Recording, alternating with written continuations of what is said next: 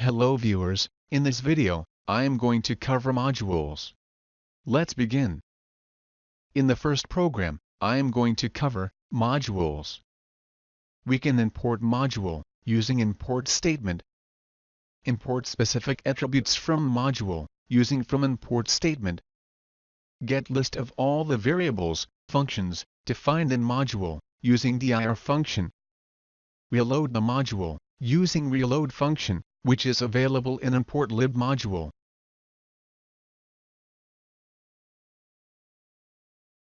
In the next program, I am going to cover command line arguments. We need to import sys package for command line arguments. We can get length of command line argument using len function. Display command line arguments in the form of string using str function. And iterate through command line arguments using for loop. I hope you enjoyed the video. If you are preparing for interview, you can buy ebook on Python program interview questions from the Amazon link given in the description below.